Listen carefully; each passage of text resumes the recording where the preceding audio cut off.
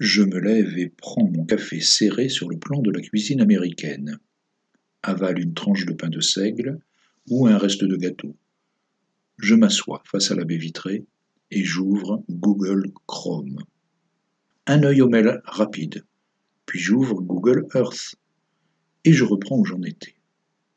La partie est de Vladivostok, j'en suis là, plus précisément dans la rue Ulitsa, devant cette maison branlante, ce jour clément d'avril. C'est mon 86e jour de voyage, j'avance. Je croise au bout de la rue une femme accrochée à son cabas. Je dépasse des enfants congelés dans un geste, l'un plante un bâton dans un bonhomme de neige, l'autre lui jette une boule dans la gueule, qui reste bloquée en l'air. Je prends l'avenue sur ma droite. Et puis, comme chaque jour cela arrive, le temps se fige comme l'image et quelque chose se passe. Un camion coupé en deux, un visage saisi, une enseigne de bord de route, un corps fantôme photographié 2 fois et dont les couches se superposent. Ceux qui ont décidé de mettre en place cette infinie cartographie sont des fous, des assassins ou des génies.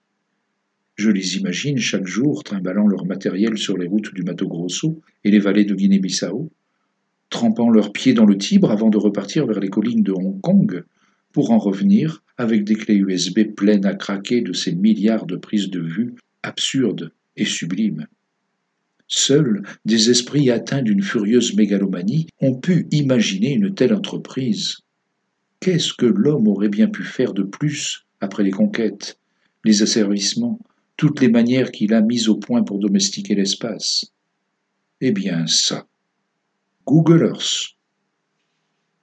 Le Grand Vertige, Pierre Ducrozet, chez Actes Sud. Lecture plurielle.